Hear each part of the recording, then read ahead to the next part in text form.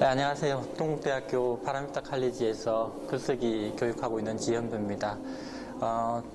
오늘부터 12주에 걸쳐서 글쓰기와 관련해서 저와 함께 강의를 진행하도록 하겠습니다. 오늘은 그 첫 번째 시간으로 계획 수립하기입니다. 중에서 주제를 구체화하는 것과 관련해서 같이 공부를 해보도록 하겠습니다. 사실 여러분들 잘 아시겠지만 글쓰기는 100년 전만 해도 소수의 어떤 선택받은 사람들이 누릴 수 있는 특권 중에 하나였습니다. 최근에는 모두가 글을 쓸 수 있는 그런 어떤 그 환경 변화가 이루어졌지만 여전히 글쓰기는 사실은 글쓰기의 본질 영역은 대단히 흥미롭고 또 가치 있고 또 명예로운 어떤 그런 것이라고 할 수 있겠습니다. 여러분들 모두가 이런 어떤 과정을 거쳐서 자기를 표현하는 어떤 자기의 향기를 담아낼 수 있는 그런 글을 쓸 수 있도록 제가 도와드리도록 하겠습니다. 사실 글쓰기와 관련해서 몇 가지 오해가 있기도 한데요. 그 중에서 하나는 뭔가 좀 아름답게 써야 된다 하는 어떤 그런 생각들이 아직도 좀 있는 것 같습니다. 시를 쓰거나 노랫말을 쓰거나 소설을 쓰는 것과 같은 그런 어떤 소유 탤런트를 타고나는 사람들이 하게 되는 그런 것들을 일상생활에서 편지 쓰거나 일기 쓰거나 혹은 그 우리가 프레젠테이션 자료를 만들거나 할 때도 그런 것들과 관련된 오해들이 아직도 좀 있는 것 같은데요. 내가 생활에서 느끼고 발견한 것을 다른 사람들이 정확하게 이해할 수 있도록 그렇게 쉬운 문장으로 쓰는 것, 그런 것들을 우리가 목표로 해서 이 강의를 진행해 보도록 하겠습니다. 네, 슬라이드를 통해서 구체적인 목표를 확인하도록 하겠습니다.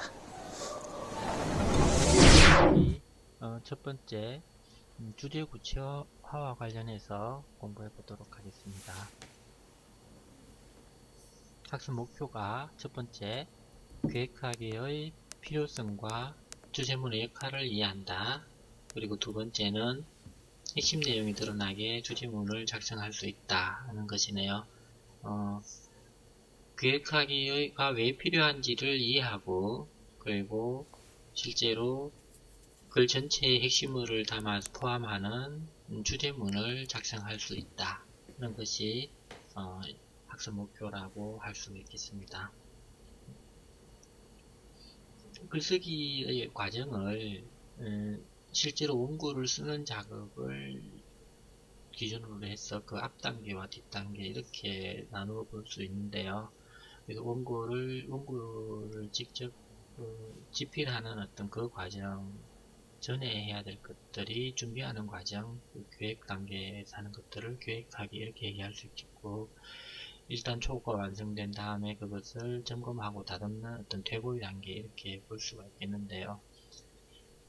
전통적으로는 계획하기 단계가 대단히 생략되어 있고요. 가볍게 다루어졌고 원고를 집필하는 단계가 가장 비중 있게 이렇게 큰 영역을 차지했고, 그리고 일단 완성된 원고를 계속 고치고 다듬는 과정이 좀 강조되는 그런 방식의 글쓰기였습니다. 그런데 최근에는 사실은 고쳐쓰기라고 되어 있지만 이것은 뭐 다듬기인데요. 제고하기 과정은 상당히 줄어드는 추세고요. 그러니까 가능하면 덜 수정하게 초고가 완성본이 되도록 하는 경향이 대단히 강하고요. 팀 작업을 한다거나 뭐 수백 명이 한꺼번에 작업을 했는데 그걸 다시 고치는 것 이런 것들은 쉽지 않게 되고요. 그리고 한꺼번에 생성되는 텍스트가 몇백 페이지, 몇천 페이지 이렇게 되는데 그것을 처음부터 읽으면서 누군가가 고치고 이렇게 하는 것은 쉽지 않은 일이 되는 거죠. 그러니까 미리 수정을 하지 않고도 완성이 될 수 있도록 미리 준비하고 의논해서 그대로 수행을 해서 수합이 되면 그걸로 완성이 되도록 하는 그런 형태의 작업이 쓰기 어떤 형태가 자리를 잡아가고 있다 이렇게 생각을 할 수 있겠습니다. 그래서 원고를 쓰는 단계도 사실은 그 비중이 아주 중요하고 큰 부분을 차지하다가 그 부분도 사실은 좀 줄어들고 있고요. 실제로는 계획하기 단계가 가장 이렇게 강조되고 중요한 단계로 부상하고 있다 이렇게 이야기할 수 있겠습니다. 이 글쓰기의 어떤 무게중심이 원고 쓰기와 퇴고하기에서 실제로는 계획하기와 원고 쓰기 단계로 이렇게 이동되었다 라는 것을 좀 이해할 수 있으면 좋겠습니다.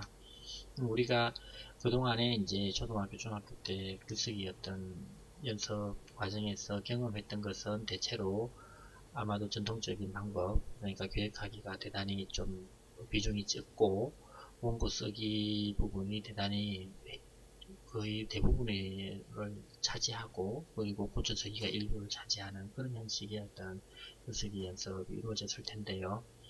계획하기가 강조되고 있다는 것을 좀 생각을 하고, 계획 단계에서 구체적으로 이렇게 준비를 하는 것이 집필하는 과정을 훨씬 더 단축하고 수월하게 할 수 있고, 또 퇴고의 단계를 최소로 할 수 있는 그런 방법이 된다는 것을 생각을 하면 좋겠습니다. 우리가 어떤 자동차를 생산하거나 뭐 아이폰이나 뭐 갤럭시와 같은 이런 그 전자기기를 생산하거나 혹은 이런 건물을 짓거나 할 때 사실은 이런 건물을 지을 때 일단 우리 무작정 한번 벽돌을 쌓아 봅시다 이렇게 하진 않죠. 자동차를 개발하는, 새로운 자동차를 개발하는 어떤 그런 회사에서 일단 우리 기존에 있는 부품들로 자동차 한번 만들어 봅시다 이렇게 하지 않지 않습니까? 어떤 수요자들, 소비자들의 특징을 조사해서 어떤 제품들을 소위 소비자의 니즈가 어떠한지 그런 것들을 조사하고, 그리고 그것들을 실제로 제품화하기 위해서 디자인을 어떻게 하고 크기를 어떻게 하고 가격을 어떻게 하고 이런 것들을 다 염두에 두고 그런 어떤 소위 데이터의 어떤 기반 위에서 자동차 디자인을 하고 뭐 성능을 어떻게 유지를 하고 그렇게 개발하는 단계가 훨씬 더 길게 되죠. 소위 수천억을 들여서 뭐 1년, 2년, 3년 이렇게 개발하는 단계를 거치고, 그게 시운전 과정을 거치고 해서 완료가 되면 사실은 공장에서 생산하는 것은 하루에도 수백 대씩 이렇게 할 수 있게 되지 않습니까? 그렇게 되는 거죠. 그러니까 사실은 개발 단계에서 훨씬 더 많은 시간과 비용이 투여가 된다는 것은 상식적인 일입니다. 이런 건물을 지을 때도 마찬가지죠. 용도가 무엇인지, 그리고 어떤 재료를 사용할 것인지, 이런 것들, 그리고 뭐 크기나 어떤 면적 이런 것들을 어떻게 할 것인지, 총 비용을 어떻게 할 것인지, 이런 부분들을 다 고려해서 디자인을 하고, 그것을 아주 구체적으로 시공할 수 있게끔 설계도를 그리는 작업, 거기까지가 많은 시간과 어떤 고민이 녹아들게 되는 거죠. 그렇게 설계도가 만약에 완성이 된다면 그 다음부터는 설계도대로 그냥 짓기만 하면 되니까 여러 사람이 힘을 합쳐서 그냥 이렇게 지으면 같은 설계도를 가지고 여러 곳에서 동시에 지을 수도 있고 그렇게 된다는 거죠. 일단 건물이 완성되고 나면 그대로 그냥 사용을 하지, 그걸 다시 뜯었다가 수리하고 하는 과정을 가능하면 하지 않게 되잖아요. 그러니까 오늘날 설계도대로 건물을 완성하게 되면 그걸로 그냥 바로 사용을 하게 되지, 그걸 계속 고쳐야만 한다는 어떤 생각을 하지는 않지 않습니까? 글쓰기도 그런 것 같아요. 요즘 같으면 계획하기 단계에서 충분히 고려를 해서 실제로 설계가 완성될 때까지 충분히 고민하고, 설계가 완성되면 그대로 그냥 글쓰기를 수행을 하고 그걸로 가능하면 완결 짓는 그런 어떤 글쓰기 어떤 패턴이 된 것 같습니다. 그것을 좀 염두에 두고 진행을 해보도록 하겠습니다. 이 글쓰기 과정 크게 쓰는 것을 중심으로 해서 그 전과 후 이렇게 나눠 볼 수 있는데, 그 전 단계를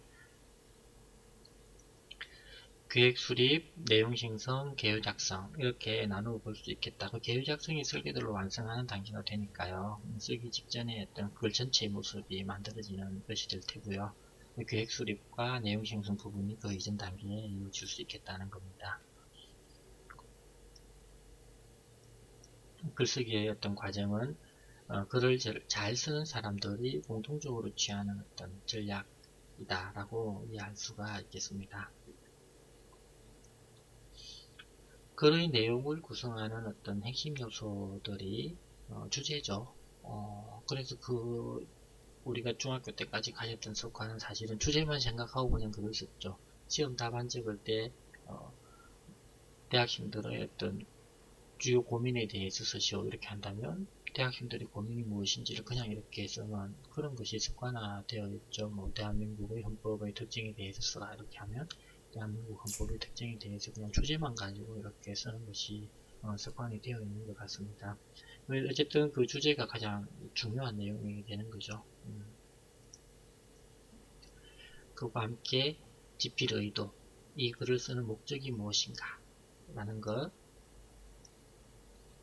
이것에 따라서 글쓰기의 어떤 전략이 수립될 수 있다라는 것을 생각을 해볼 수가 있겠습니다. 그리고 글쓰기의 어떤 계획 수립 단계에서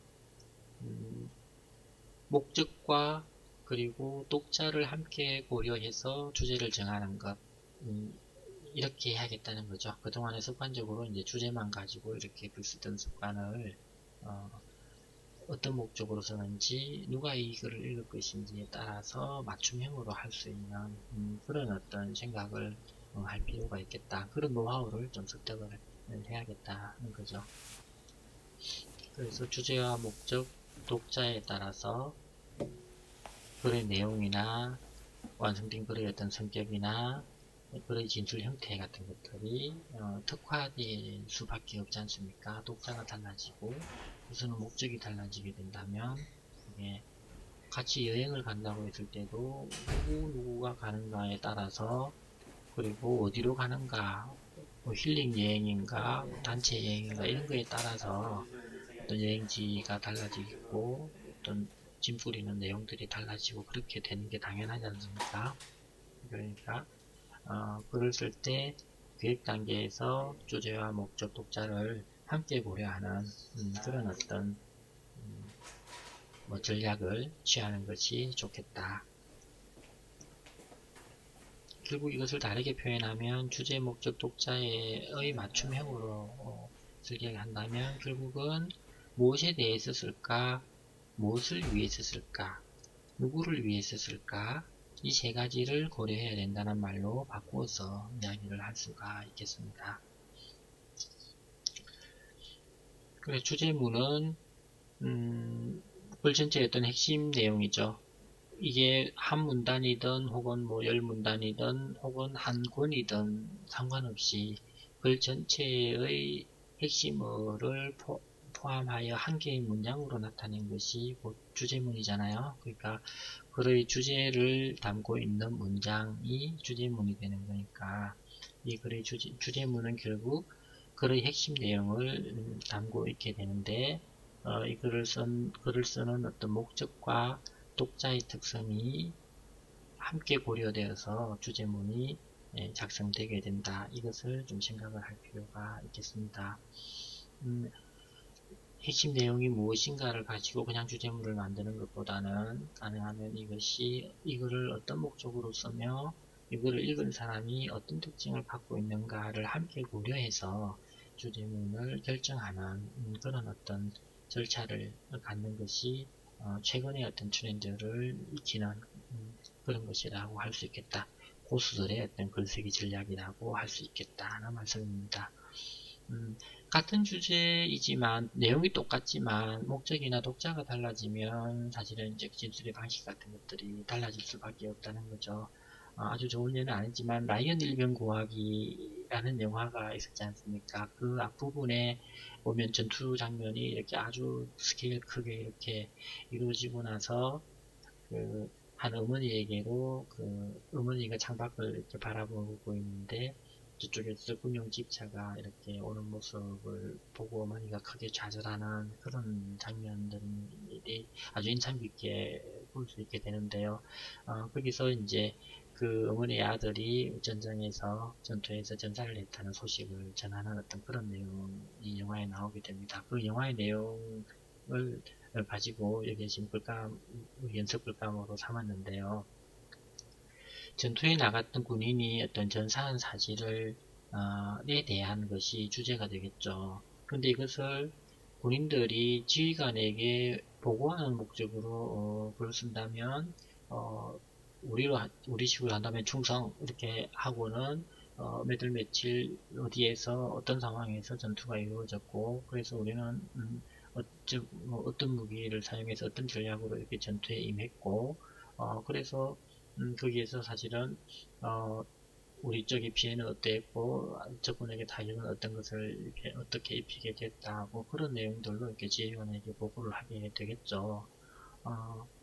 근데 이제 아들을 잃은 부모님을 독자로 해서 그 아들이 전사 소식을 알리는 목적으로 그 글을 쓰게 된다면 사실은 전투의 어떤 구체적인 상황이라든지 아군의 피해 상황이라든지 적군에게 어떤 타격을 준 내용이라든지 어떤 전투에서 취했던 전략이라든지 이런 부분들을 부모에게 이야기할 필요는 없는 거잖아요. 그러니까 그것은 지휘관에게 보고할 때 했던 내용이고 부모에게는 어떤 그 영예롭게 전사한 그런 어떤 내용을 전달하고 그 자식의 어떤 그 이 얼마나 영예로운 어떤 행동이었는가라는 것들을 이렇게 전달하면서 동시에 자식 잃은 부모의 어떤 슬픔을 위로하는 어떤 그런 내용으로 구성이 되겠죠.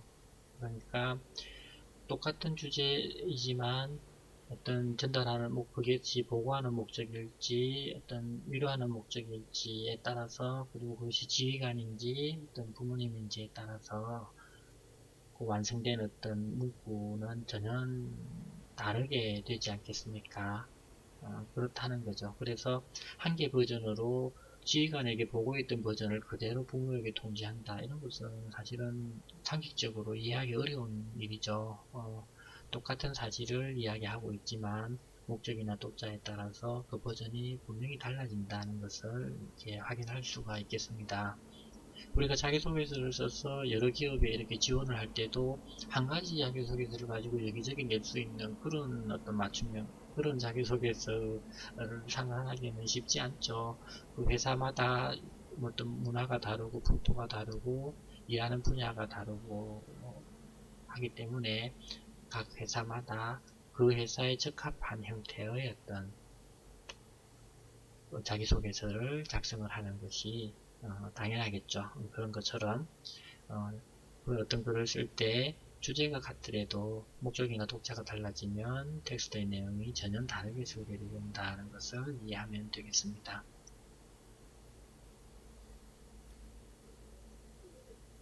어떤 홍보 전략으로서의 감성 마케팅에 대한 어떤 내용 그런 것을 주제로 해서 어떤 기업의 홍보팀의 어떤 내용이 되겠죠. 근데 그것을 결정권자에게 어떤 부장이나 임원에게 보고하는 목적으로 글을 쓸 때는 결국 감성 마케팅을 강화하는 것이 좋겠습니다. 어떤 그런 내용으로 보고하는 글을 쓸 수 있겠죠. 근데 소비자에게 홍보하는 목적으로 글을 쓰게 된다면 우리는 감성 마케팅을 강조하고 있습니다. 이렇게 쓸 수는 없지 않습니까? 우리 기업의 어떤 홍보 전략은 바로 감성 마케팅입니다. 이렇게 할 수는 없는 거잖아요. 그래서 감성을 자극할 수 있는 어떤 가족이라든지 효도라든지 우정이라든지 뭐 여행이라든지 예술이라든지 믿음이라든지 이런 것들을 주제로 해서 이렇게 홍보물을 만들 수 있겠죠. 그렇게 한다는 거죠. 그래서 어쨌든 감성 마케팅이라는 동일한 주제임에도 불구하고 그것이 회사 내부의 어떤 결제 라인에 보고할 때와 그 소비자들이 직접 접하게 되는 어떤 광고를 제작할 때는 전혀 어떤 다른 형식의 것을 다른 모양의 어떤 결과들이 있게 된다는 것을 알 수 있겠습니다. 그래서 주제문을 선정하는 것이 대단히 중요할 텐데요. 어쨌든 목적과 독자를 고려해서 주제문을 작성하게 되더라도 네, 주제는 어떤 글의 중심 내용이죠. 어떤 글을 쓸 때 핵심 내용이 주제라고 할 수가 있겠는데요. 그래서 결국은 글쓴이의 어떤 중심 생각이나 사상이 되는 경우가 많죠. 어떤 정책에 대해서 찬성 혹은 반대하는 내용으로 적게 된다면, 예를 들어 주장하는 글 같으면 글쓴이가 가지고 있는 신념, 그런 것이 될 수 있겠죠. 그 어떤 사태의 원인을 밝혀서 해결 방안을 제시하는 글이라고 한다면 그 해결책이 그 글의 핵심이 되는 거니까 그것이 주제가 될 수 있겠죠. 일반적으로 이제 주제문을 작성할 때까지 예비 단계들이 있게 되는데요. 그래서 그 주제문들을 작성하는 어떤 그 이전 단계들은 잠정적으로 이렇게 큰 주제를 잡게 되는 거죠. 뭐 환경 문제라든지 대학생들의 고민이라든지 뭐 이렇게 잡게 되면 그것을 좀 더 구체적으로 또 범위를 좁혀 나가는 과정이 참 주제를 선정하는 과정이라고 할 수 있겠죠. 그래서 대중의 정치의식 뭐 이러기 위해서 초등학생 수준의 어떤 대중의 정치의식이라든지 이렇게 좀 더 구체화해 나가는 과정. 그리고 주제문은 최종적으로 확정된 것들이죠.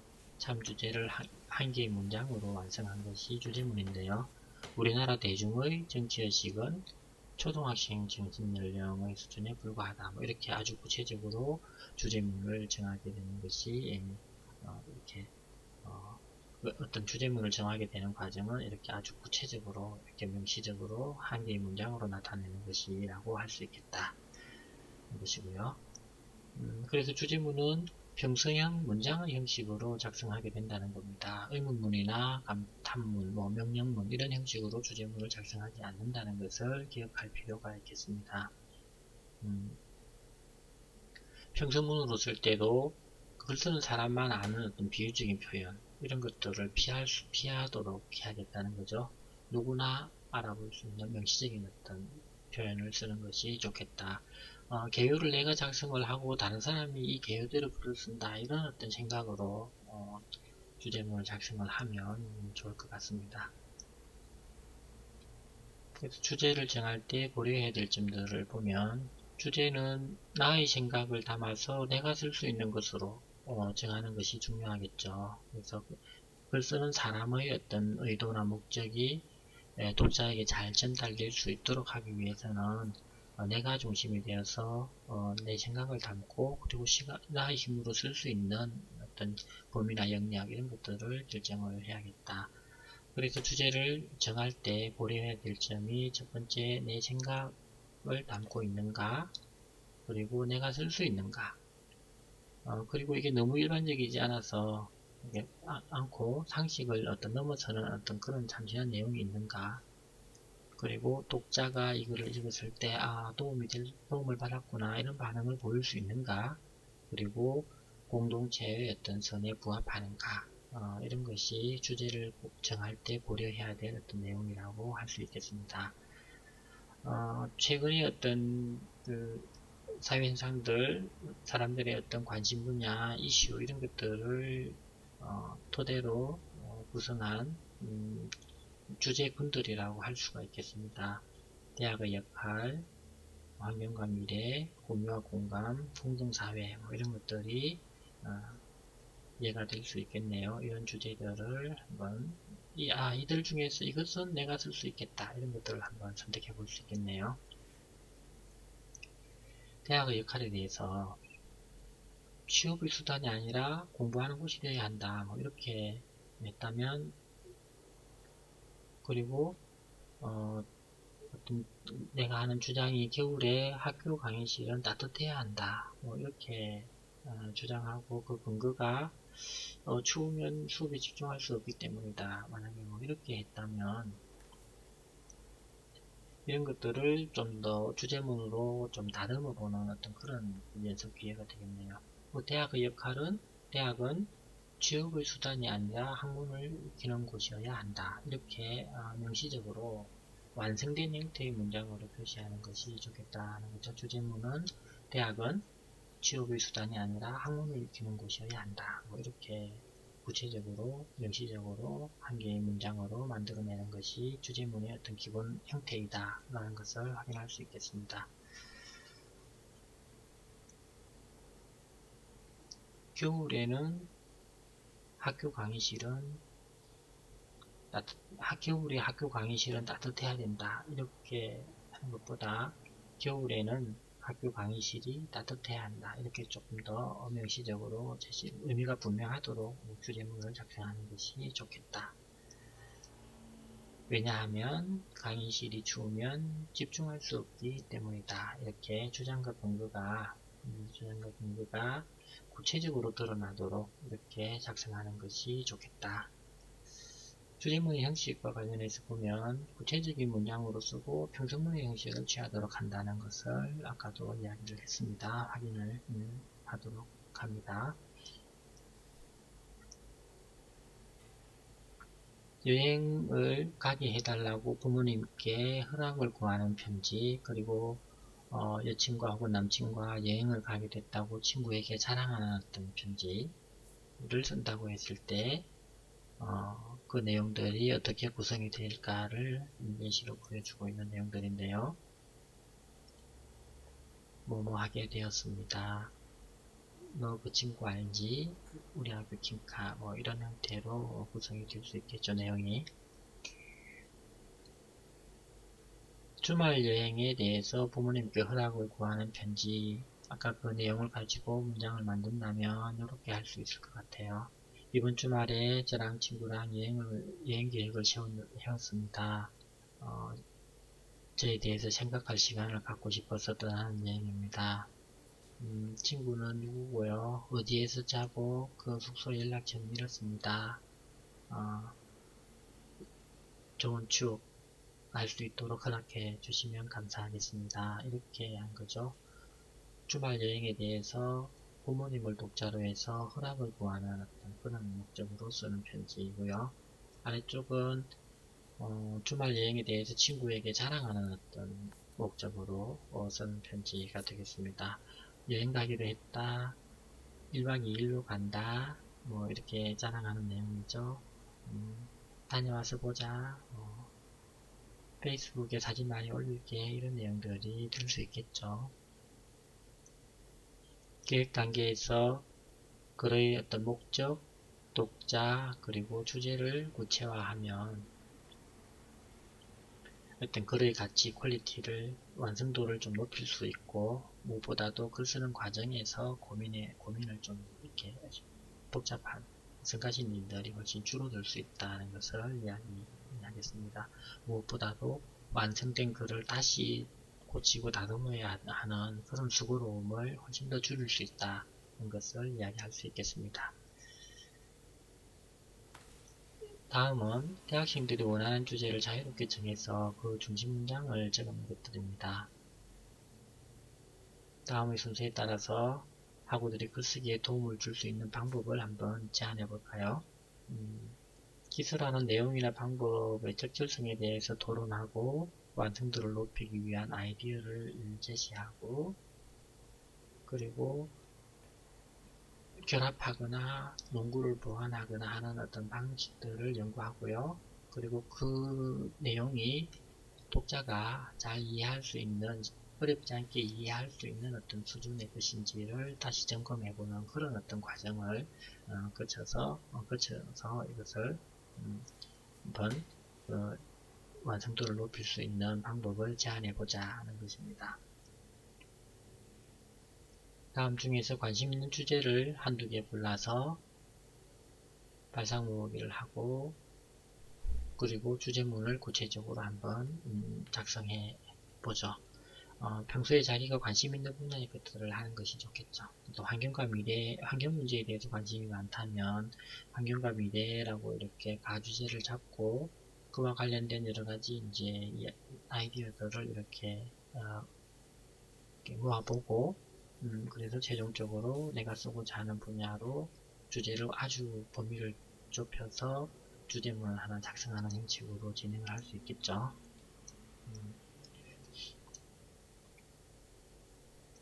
대학생활과 관련해서 취업, 교양교육, 방문연구, 생명과 윤리에 관련해서 이런 인간복제라든지 난치병 이런 것들이 아이디어가 떠오를 수 있겠죠.